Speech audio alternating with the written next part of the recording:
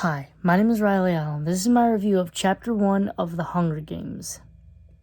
It didn't say it didn't say any title, so I think it's just Chapter 1. So, Chapter 1 is basically the world building chapter of this book. We start off with our protagonist, Katniss Everdeen, of course. She gives us a rundown of her, basically family. Her sister Prim and her mother. I kind of like the little dig that she's about her. She said, "Some people told me she used to be very beautiful, or so people tell me." It's I don't know whether to take it be like matter of factly or her be like, "Yeah, she ugly." So we start to get sprinkles about the Hunger Games. Starting from here. Another part of her family is the cat. Buttercup. And I think Katniss has got problems because she tried to drown this cat when it was a kid. Now, mind you, I understand why she did it. Her and her family were starving, and it'd be another mouth to feed, and it was sick.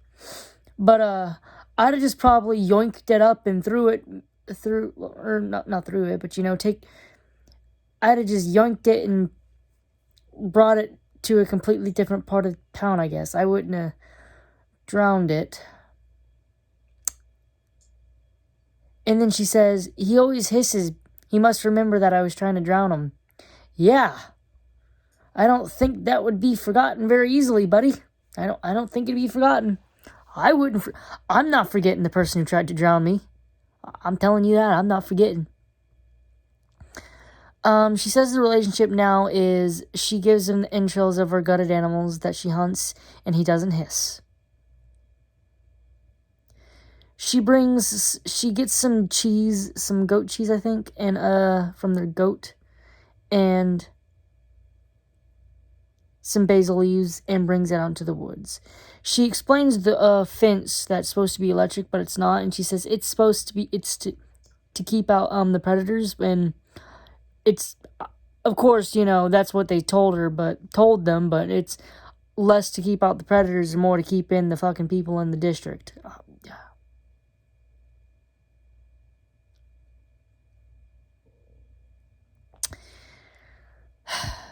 She gets in the forest, she grabs her bow and arrows that she explains were created by her father.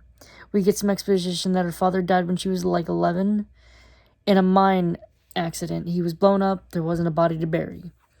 She has nightmares about it, which is awful. We get more exposition about her mother and how she basically was grief-stricken. She was depressed and kind of shut down, which is understandable, okay? She lost her husband. She couldn't even bury him. It's understandable that she got depressed and broke down, but I also understand, Katniss's bitterness. That you could very feel her bitterness in this chapter. But she even says herself, later on, she says, "I'm trying not to be so standoffish about her helping me," which is decent enough maturity for her part. So we're introduced to Gale. He's her hunting buddy. We get a description of him. He brings some bakery bread, which he traded a squirrel for the fresh bread from the baker. Some goat cheese, the basil leaves, and some blackberries that they have on a bush. And then they just kind of start talking, like mocking the Hunger Games, and they say, Gale brings up the idea of we could leave, but Katniss shuts it down because we can't leave. We have your siblings and my sibling and our parents. We can't do that. And Katniss is very kind of, singular-minded. She even admits, later on, she doesn't understand, Gale's anger. She understands it, but she doesn't understand vocalizing it because she's she's the downtrodden one. Like, this is her situation. She's just gonna live. She doesn't see the reason to be angry about it. It is what it is, and it's not gonna change. And that's her opinion of it. So they decide to, go fishing, and they end up catching fish, and then they bring it to the Hob, which is the black market, to trade. And this is a more little world building. They mention Greasy Say, who they always like to keep, who they trade with, and they like to keep in good favor, basically good standing, because she'll always take anything from the bet, even to the lowliest wild dog, as Katniss says. We don't hunt them, but if they're near, we're gonna shoot them. And as Greasy says, once it's in the stew, it's beef. All right. Then they sell some strawberries they picked to the mayors, and they're paid for by his daughter Madge, who's basically besties with Katniss, but Katniss doesn't understand it. She's like, yeah, we're both pretty, isolated people. We only do everything together. We only eat together, partner in class together. We only, do sports together, but we're not friends or anything. I was reading this. I read that little paragraph, and I'm thinking, that's like your bestie at this point, right? You do so much together. You gotta be besties at this point. Now, she's wearing a beautiful dress and a gold pin, or whatever. I think it mentions a gold pin. Well, she's wearing a beautiful dress, and Gale noticed it and basically says, nice dress, and she says, gotta look nice for the Capitol. And Katniss can't says if she's being genuine or if she's making a joke, and it could go, or she's picking fun at Gale, and she chooses the latter, but I think it could be genuinely the first one, because we later learn in the later books that Madge is the niece of a former tribute, and I guess, if she understood I could be reaped, I want to look my best. They're already going to kill me, why, they're already got me at my lowest, why look my lowest, I suppose. And she can look her best, I guess, but also, Gale gets snippy about it, says, he doubts she'll be reaped. And Katniss later explains that he understands that, the Tesseract system, we get, explanation about the Tesseract system, where you can take out Tessera, which is grain and oil, for every member of your family, including you, but it's cumulative, cumulative or whatever. It's accumulating, or whatever. Every year, it stays the same. It just keeps adding on. So Gale at 18 has 42 slips, and Katniss at 20 has, not 20. Katniss at 16 has 20. Well, Madge at 16 would only have 5. So you can understand the bitterness, and Katniss even says that if it wasn't any other day than Reaping Day, Gale would have explained that the Tesseract system is only there to sow discontent from the people who can't, who have to take the Tesseract, and those who can afford not to. Which, first off, Capitol sucks. But considering Gale got mad, it's obviously working. Even if it's just working with one people, their plan's obviously working. So, and as she says, if you're fighting amongst each other, you can't fight against them. So, there it is.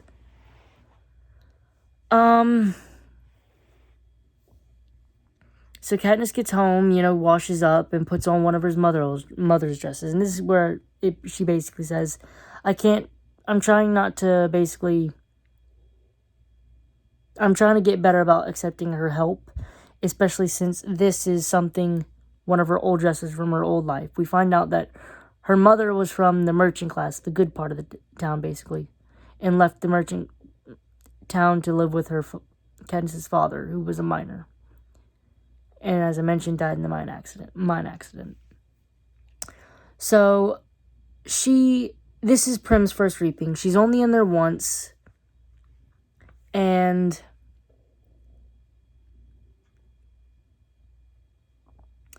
she's also wearing, like, 2 big clothes. And Katniss has a really good interaction where she tucks in the back of Prim's shirt saying, tuck in your tail, little duck.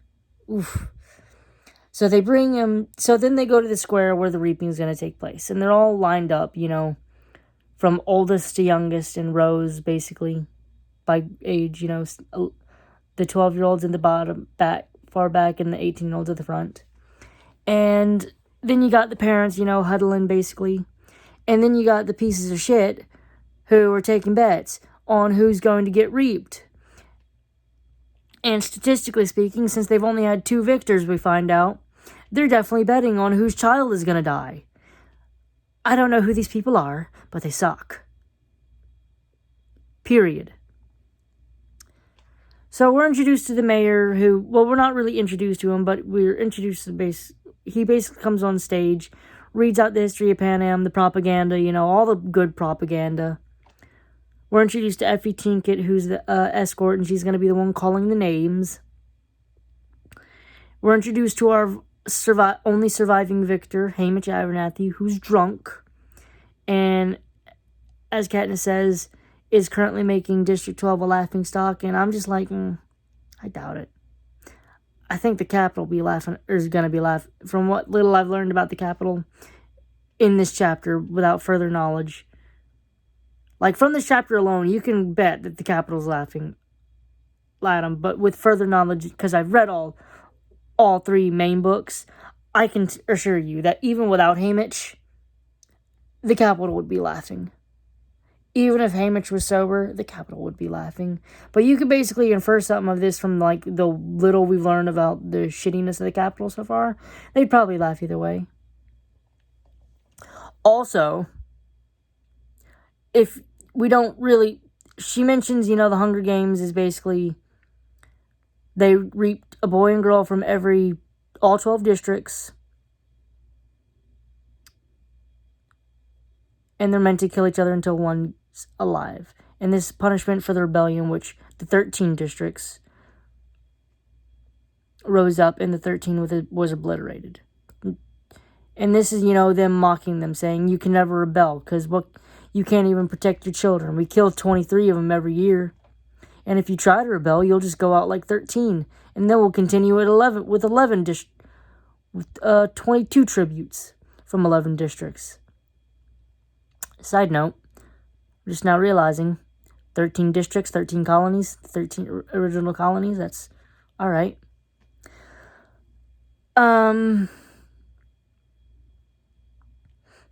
So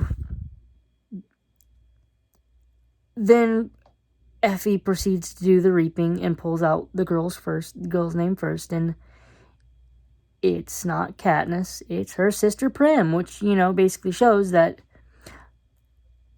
the odds are never in your favor, which is a line that was kind of said earlier. May the odds be ever in your favor.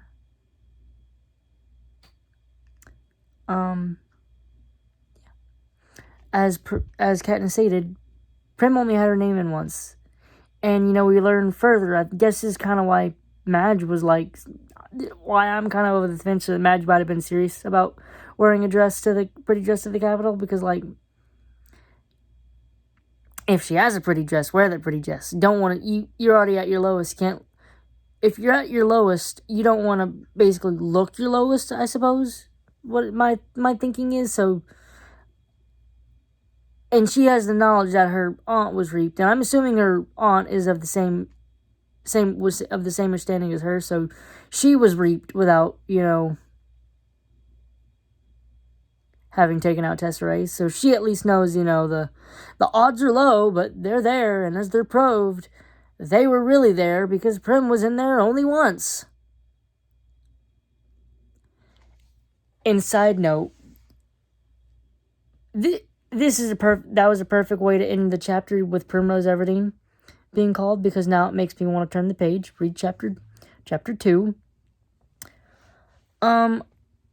Overall, this chapter itself was kind of boring in a sense, because it was just basically a long info dump with a little bit of story beat. Just a little bit of story beat kind of sprinkled every few sentences.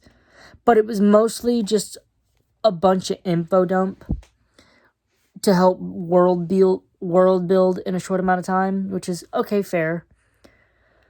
But it also did have a little hook to make you want to go. And for me, I guess the hook, and maybe everybody else, was Primrose Everdeen, because that's like an oh shit moment. Like, if this was an episode, that would be the ending. Like, Primrose Everdeen, roll credits. That's the episode. That was, I think, the highlight of the chapter.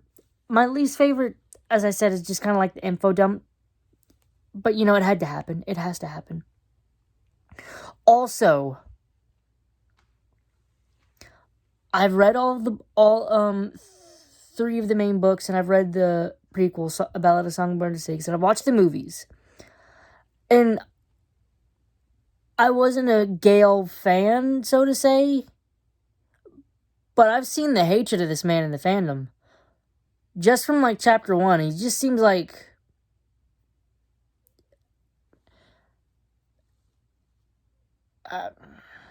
I mean, I didn't hate him when I reread it the first time. In reading this chapter, I really like him because, you know, I mean, as Katniss stated, any other day than the Reaping, he'd have been kind of defending Madge, you know? He'd have been understanding of Madge not having Tesserae.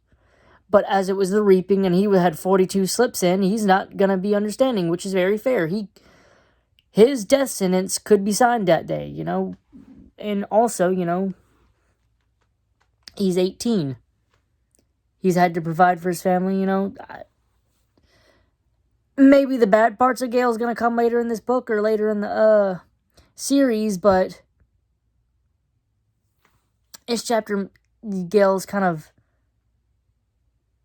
alright, I guess. He's also, at this point, still kind of a nothing character. They're all nothing characters, but, you know, there's that. I'm going to give this chapter a 7 out of 10. Thanks for watching the video. Leave a like, comment, subscribe if you want, and I'll see you in the next video.